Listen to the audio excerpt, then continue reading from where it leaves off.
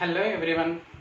In this video, you will learn about how to find the mean, median and mode of the given ungrouped frequency distribution table. So let us look out the question. We have centuries scored and number of cricketers in the world given below.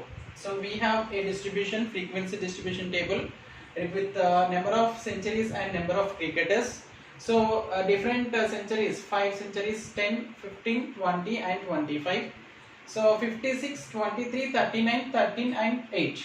What are these numbers? How can we analyze this given data? Means here there are 56 number of cricketers are there who completed 5 centuries. 23 number of cricketers are there who completed 10 centuries. Like that 39 number of cricketers are there who completed 15 centuries. This is the way of understanding the given frequency distribution table. From the given table, we need to find the mean, median and mode. So in this video I am going to say about the mean. Okay. Now in generally we find the mean in two methods in the class 9. So that is the direct method which is a sigma fi into xi by sigma fi we use in that method, and deviation method. So you may know how to find the direct method, but I am going to explain now in the deviation method. So for that deviation method, what is the formula we have? So mean in deviation method is a plus sigma fi into di by sigma fi, isn't it? So in this deviation method we use a. What is a? A is assumed mean, means we need to assume a data, given data from xi table. From xi we will need to take one xi as assumed mean, that is a. Then after, what is fi? Fi is the frequency, and what is di? Di is deviation. That is the new thing we get in this method.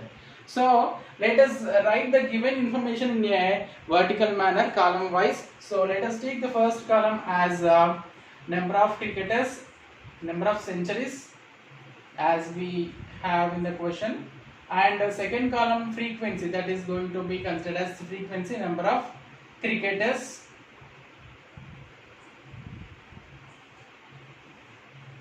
So this is xi and this is fi, we know the count. And coming to the next one, di, we need to find the di. What is the formula to di? Means xi minus a. This one should be noted. So di is xi minus a, and at last fi into di, as we need to find the sigma, that is summation of fi into di. That means we need to add fi into di's here, and if we add all frequencies we will get summation of fi. So we consider 5, 10, 15, 20, 25. This is the xi, and fi, which is the frequency, 56, 23, 39, 13 and 8. So these are the frequencies for the respective xis. So how to find the di? Before going to find the di, we need to assume a xi, any one of the xi as assumed mean. Okay. So in generally you can take any one of these 5 as a, but in generally we take middle term. So we have 15 as middle, and if we have one more observation, one more xi, even though you cannot get exactly middle.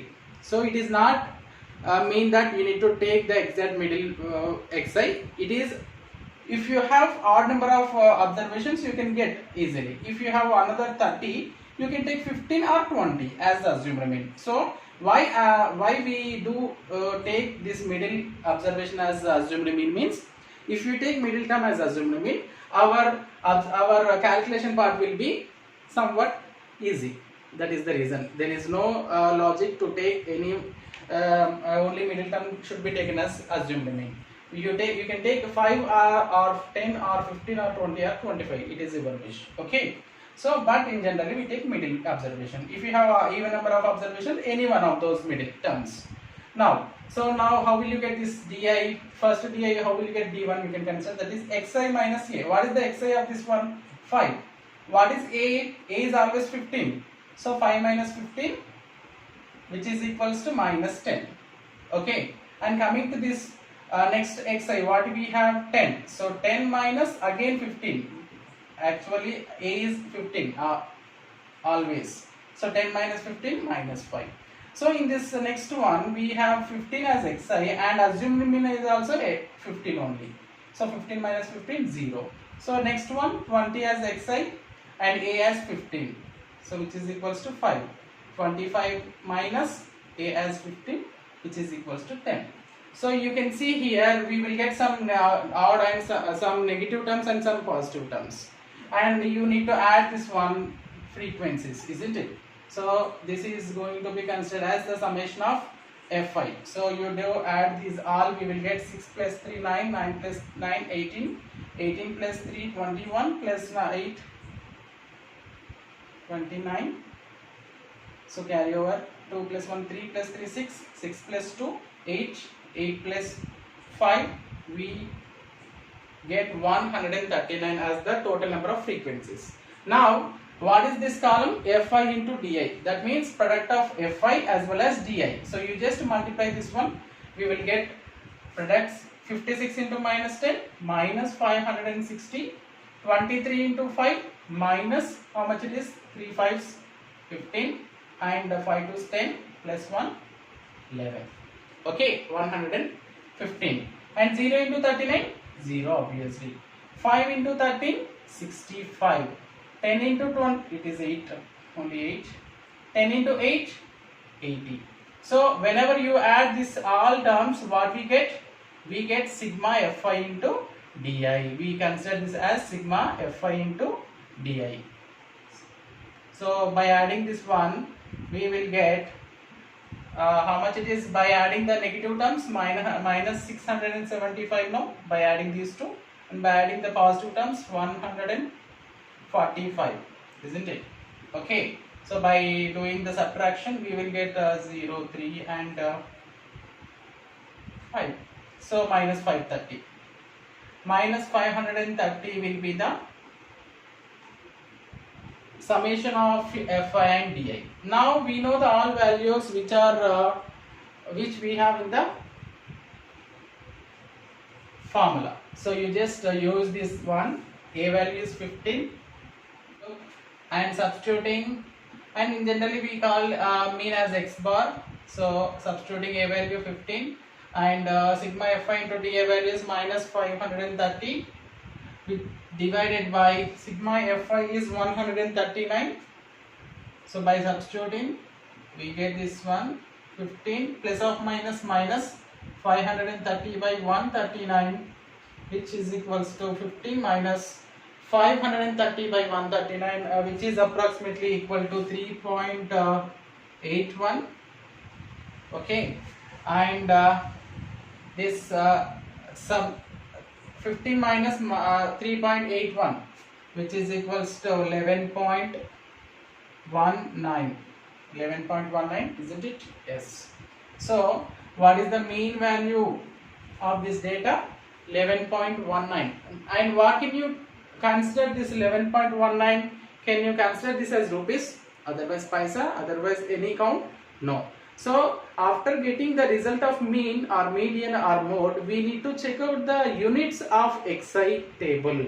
So what we have xi, what is the xi here? Number of centuries, no? If you have any units for that, you can do that one. So here centuries already number of centuries given. So what are these 11.19? These are centuries. So always remember we need to write the units for the given for the coming data, coming mean or median or mode. Okay, so mean of the given data is equals to 11.19 centuries we need to write. Okay, and I hope you understand this deviation method, and do remember we use this deviation method whenever you have large data in the given information. Means if you have 3-digit numbers or 2-digit numbers which can be moved to the big number when multiply and when adding. Okay, if you add all positive numbers you will get a big number and it will be divided with 139, means it will be difficult to do, isn't it? So when we, to convert the simplified manner, we use the deviation method. In generally, if he asks the how to find, just if he asks the find the value of mean, you can consider either direct method or deviation method. If he asks specifically deviation method, means you need to use this one. So in generally, if the large numbers are appearing in the given data, you can use the deviation method. This is about the deviation method.